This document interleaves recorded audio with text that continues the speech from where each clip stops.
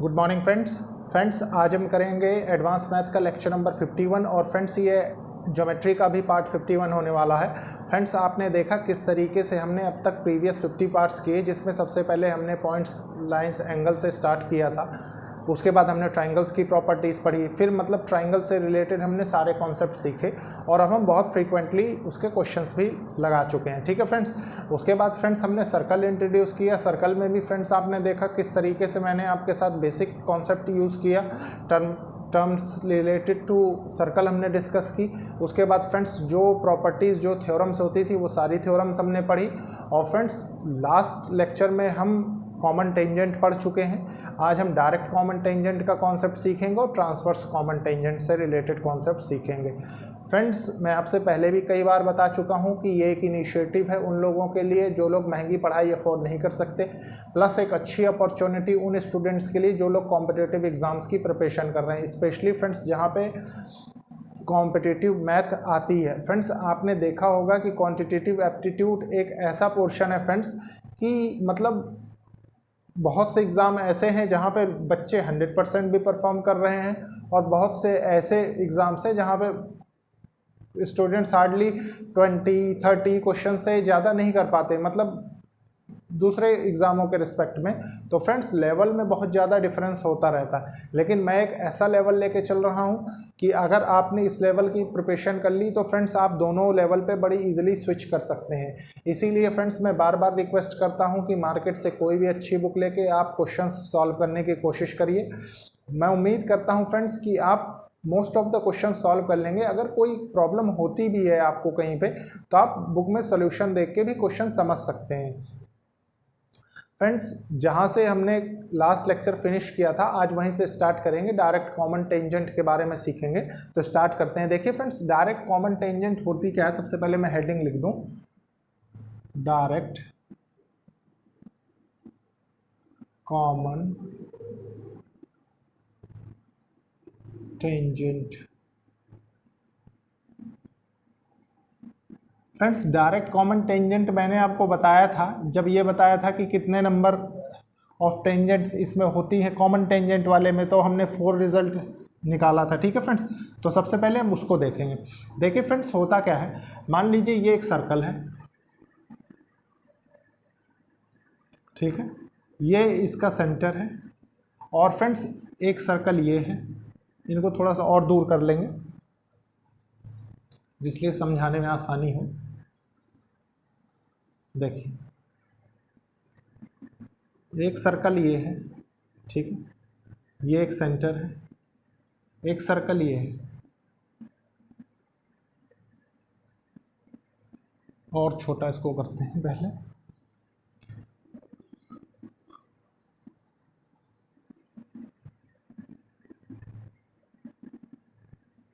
मान लीजिए ये है, ठीक है।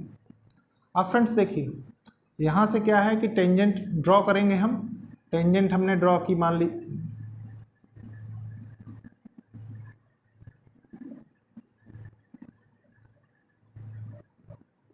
और ये टेंजेंट ऐसे जा रही है, ठीक है, सेम एज इट इज।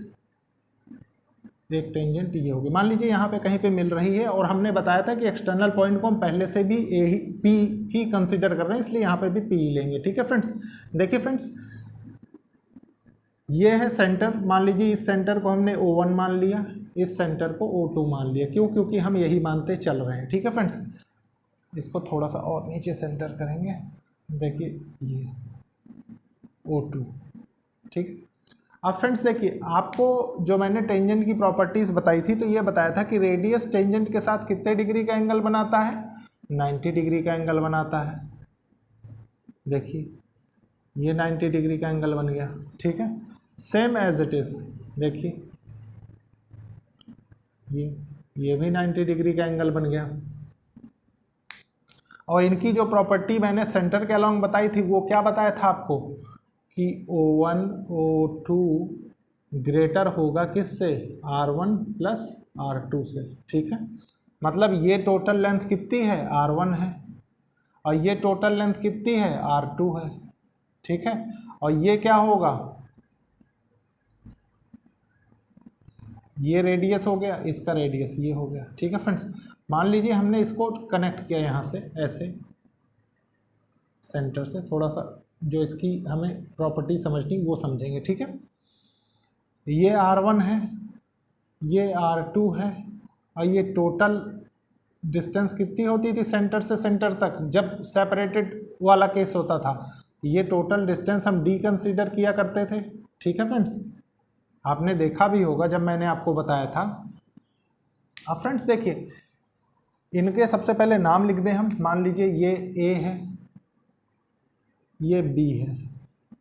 ठीक है, आपको एक चीज़ गौर करने की कोशिश करिए फ्रेंड्स। देखिए, एक ट्राइंगल तो ये हो गया आपके पास, एक ट्राइंगल ये हो गया, एक ट्राइंगल ये बड़ा वाला। ठीक है, O1 और P।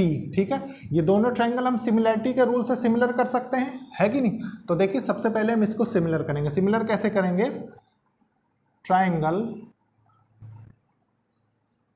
O2PB, O2PB is similar to triangle O1PA, O1PA। ठीक है फ्रेंड्स, अब देखिए O2P divided by O1P equals to, friends ये लेंगे हम। ठीक है, BO2 हम सबसे पहले छोटे वाले ट्राइंगल को कंसीडर कर रहे हैं तो छोटे वाले ट्राइंगल को ही लेंगे। ठीक है, सबसे पहले। उसके बाद AO1 इक्वल्स टू, अब ये हो गया फ्रेंड्स, ये दोनों साइड कवर हो गई। अब ये साइड लेंगे। ठीक है, ये कितनी है? BP बाय, ये कितनी है? ये वाली साइड AP। ठीक है, अब देखिए फ्रेंड्स, आपके पास क्या रिलेशन सामने आया है?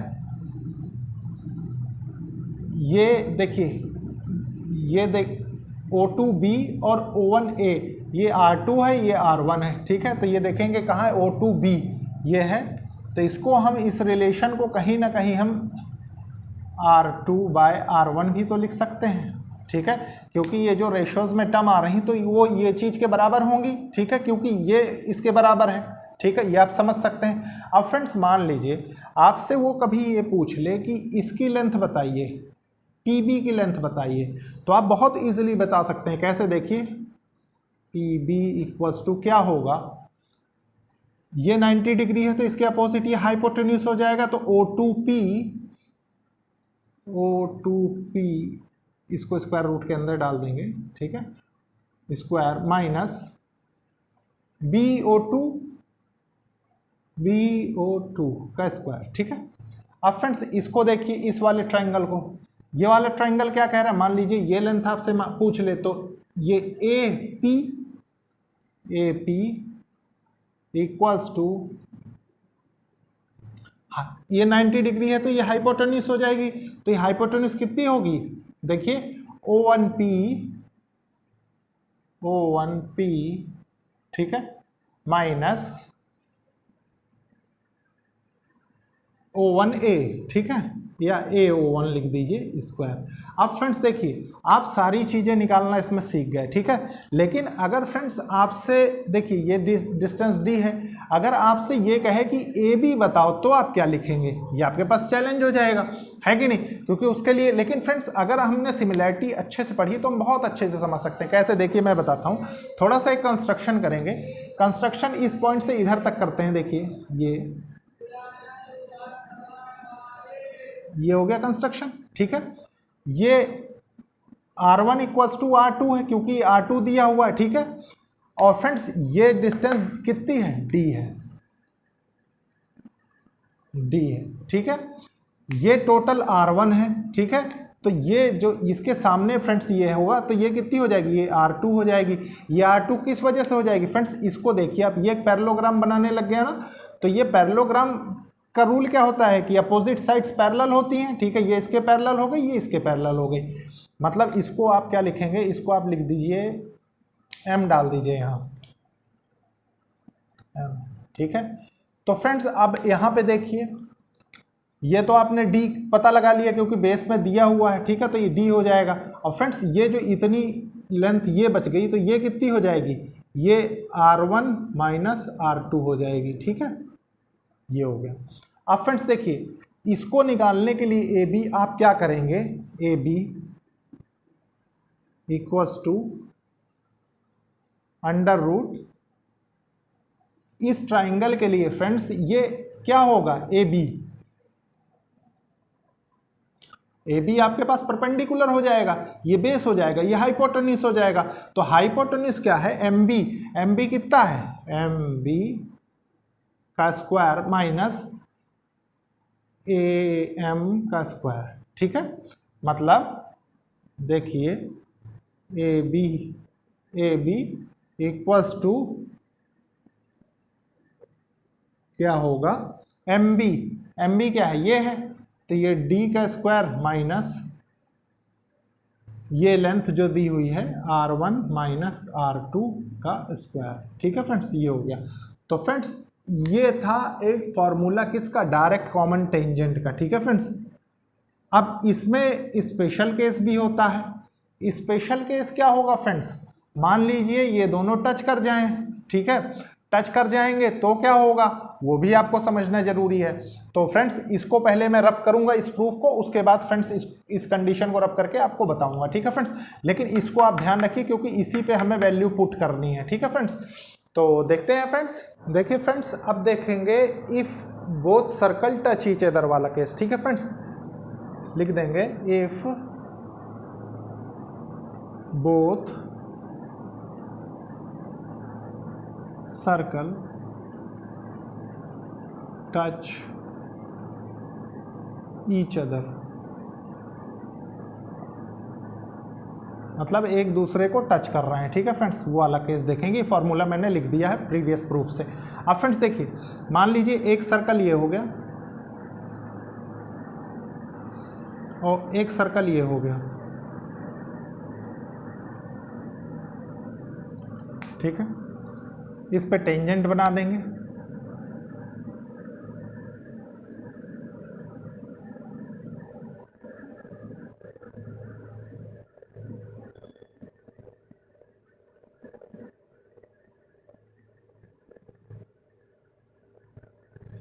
ये पॉइंट P हो गया, ठीक है, इसको हम O1 मान रहे थे, इसको O2 मान रहे थे, ठीक है। ये रेडियस होता था हमारा, ये हो गया R1 R2, ठीक है। और फ्रेंड्स एक चीज़ और गौर करिए कि जो डिस्टेंस D होती थी वो क्या हो जाएगी, ये R1 हो जाएगा, ये R2 हो जाएगा, ठीक है। तो ये जो डिस्टेंस D थी इसमें D, ठीक है, ये R1 प्लस R2 हो जाएगी। तो यहाँ पे आप लिख सकते हैं D equals to R1 plus R2, ठीक है, क्योंकि टच हो गए दोनों। ये टेंजेंट है, ये पॉइंट देखिए ये 90 डिग्री का एंगल बना रहा है, ये 90 डिग्री का एंगल बना रहा है, ये A हम मान रहे थे और इसको B मान रहे थे, ठीक है। आप देखिए क्या करेंगे, डायरेक्ट प्रूफ कर देंगे, ठीक है। AB ये लेंथ हमको कैलकुलेट करनी है, ठीक है। AB equals to root over, देखिए डी स्क्वायर के बदले आप लिख सकते हैं R1 प्लस R2 का होल स्क्वायर, ठीक है, माइनस R1 माइनस R2 का होल स्क्वायर, ठीक है, equals to A square plus B square plus 2R1 R2, ठीक है, माइनस R1 का स्क्वायर माइनस R2 का स्क्वायर प्लस 2R1 R2। अब फ्रेंड्स देखिए इसमें कैंसिल हो जाएंगी टर्म्स, कौन कौन सी, एक तो ये कैंसिल हो जाएगी, एक ये कैंसिल हो जाएगी इन दोनों से, ठीक है। यहां पे आपके पास क्या बचेगा, रूट 4R1 R2। आप इसको और सिंप्लीफाई करके क्या लिख सकते हैं, 2R1 R2, ठीक है friends. A B equals to 2 root R1 R2। और इसमें आप कॉन्सेप्ट में क्या लिख सकते, when both circle touch each other, ठीक है फ्रेंड्स, तो आपने ये वाली लेंथ कैलकुलेट कर ली, यहाँ से लेके यहाँ तक की कितनी, 2√R1R2। ठीक है फ्रेंड्स, ये इसका आंसर। अब फ्रेंड्स इस पे एक स्पेशल केस और बनता है, मैं वो भी बताता हूँ, उस पर भी कभी कभी प्रॉब्लम आ जाती है। बस ये ध्यान रखिए फ्रेंड्स कि टच वाले में ये फॉर्मूला होता है। ठीक है फ्रेंड्स, सबसे पहले वो स्पेशल केस देखेंगे, फिर हम ट्रांसवर्स टेंजेंट वाला केस देखेंगे। ठीक है फ्रेंड्स, तो देखते हैं। देखिए फ्रेंड्स, अभी अभी जो हमने रिजल्ट पाया है वो क्या था, AB = 2√R1R2। ठीक है, ये एक रिजल्ट हमने इसमें से पाया। अब एक और रिजल्ट देखते हैं, स्पेशल केस लिख लीजिए सबसे पहले, स्पेशल केस। स्पेशल केस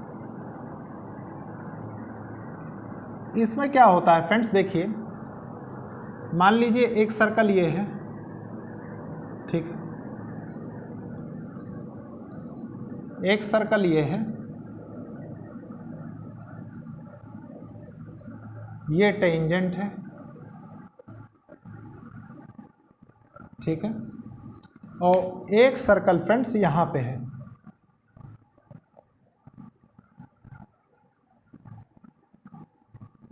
ठीक है, ये पॉइंट A है, ये B है। ठीक है, ये सेंटर इसका है, ये सेंटर इसका है, ये सेंटर इसका। अगेन O1 इसको लिखेंगे, इसको O2 लिख देंगे। ठीक है, ये क्या है, ये C है। फ्रेंड्स मान लीजिए ये जो लेंथ है, ये रेडियस वाली,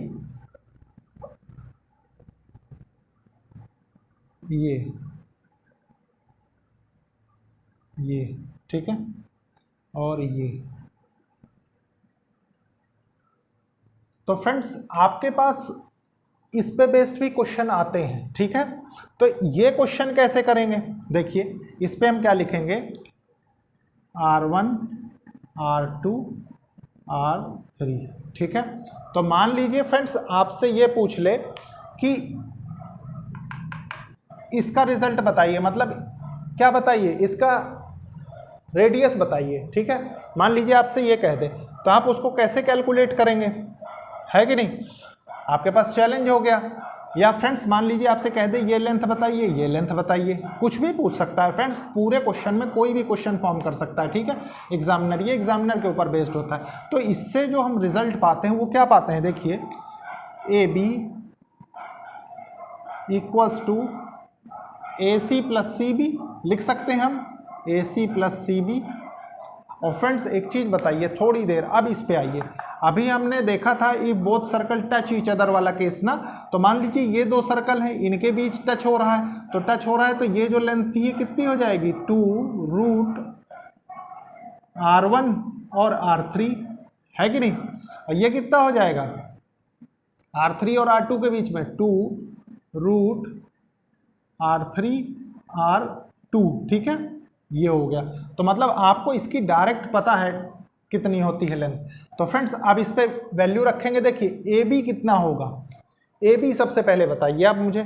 ठीक है, तो AB अगर आपसे कहेगा तो आप ये भी तो लिख सकते हैं डायरेक्ट, देखिए AB = 2√R1R2, ये आपको पता है। ठीक है, ये हमने पहले कैलकुलेट कर लिया। तो आप लिखेंगे 2√R1R2, AC आपको पता है कितना है, 2√R1R3। ठीक है, प्लस 2√R1R2R2R3। ठीक है फ्रेंड्स, अब देखिए 2 इसमें से कॉमन ले लेंगे तो ये 2 कैंसिल हो जाएगा। ठीक है, ये 2 कैंसिल हो गए। अब फ्रेंड्स देखिए अगर हम इनको √R1R2 को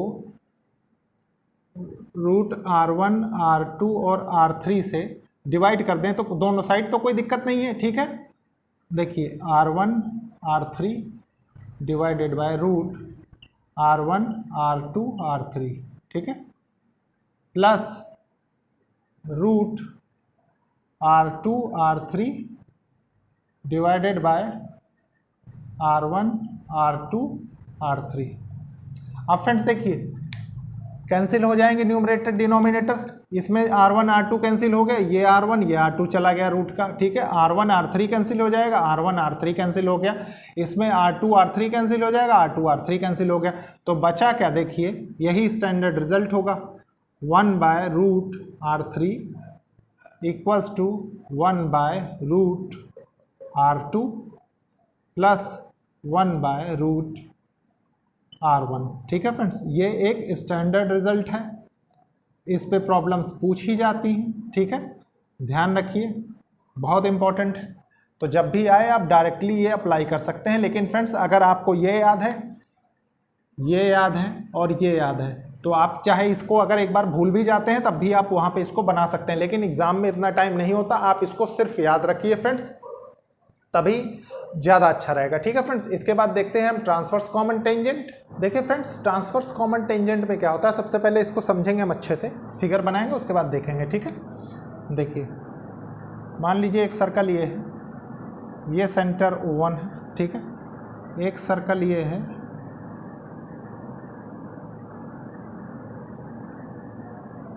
मान लीजिए ये सेंटर O2 है, ठीक है। अब फ्रेंड्स एक टेंजेंट तो हमने यहाँ से ड्रॉ कर दी, ठीक है, एक टेंजेंट हमने यहाँ से ड्रॉ कर दी, ये हो गई, ठीक है। आप जानते हैं फ्रेंड्स कि जहाँ पे टेंजेंट टच करती है वहाँ पे एंगल कितना बनता है सेंटर के साथ, 90 डिग्री का, ये 90 डिग्री हो गया, ठीक है। यहाँ पे ये टच हो रही है तो ये कितना होगा, ये भी 90 डिग्री हो जाएगा, है कि नहीं। अगर इनके सेंटर्स को हम ज्वाइन कर दें फ्रेंड्स, देखिए ये, तो ये कितनी लेंथ होगी, हम D मान रहे थे इसको, ठीक है, अब तक D मानेंगे। फ्रेंड्स एक चीज़ बताइए थोड़ी देर, ये आपका R1 है, ये R2 है, ठीक है। सबसे पहले हम क्या करेंगे, मतलब सेम कंडीशन जैसे हमने पहले प्रूव किया था डायरेक्ट कॉमन टेंजेंट में, सिमिलरिटी के थ्रू फ्रेंड्स हम प्रूव कर देंगे, ठीक है फ्रेंड्स। ट्रायंगल कैसे मैं बताता हूँ, देखिए मान लीजिए इसको हम एक्सटेंड कर दें थोड़ा सा, इसको, तो ये क्या हो गया, ये मान लीजिए M है, ठीक है, ये O1 है, ये A है, ये B है, ठीक है, ये एक पैरेललोग्राम हो गया, ठीक है। तो ये तो आपने ऐसे प्रूव कर दिया, और फ्रेंड्स इसको देखिए एक ट्रायंगल हो गया, ये दूसरा ट्रायंगल हो गया, ठीक है।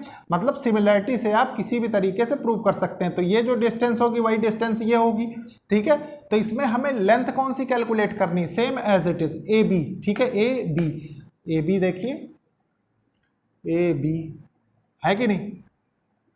अच्छा हम उसमें क्या कैलकुलेट करते थे, देखिए सेंटर से O1 O2 का square minus R1 minus R2, ठीक है, जो हमने डायरेक्ट कॉमन टेंजेंट में पढ़ा। इसमें क्या हो जाएगा फ्रेंड्स, देखिए ये लेंथ ले लीजिए क्योंकि यहां तक आपको कैलकुलेट करनी पड़ेगी, तो ये R1 था, ये कितनी हो जाएगी, ये R2 है, ये R2 हो जाएगी, तो टोटल लेंथ इसकी कितनी होगी, ये R2 हो जाएगी ना।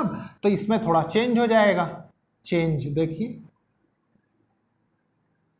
AB equals to O1 O2 का square minus R1 plus R2 का स्क्वायर, है कि नहीं। और फ्रेंड्स देखिए आप जानते हैं कि ये O1 O2 क्या है, ये डिस्टेंस D है, कितना, बिटवीन सेंटर्स, ठीक है। तो देखिए AB equals to root of D square minus R1 plus R2 का स्क्वायर, ठीक है। ये इस क्वेश्चन का आंसर होगा।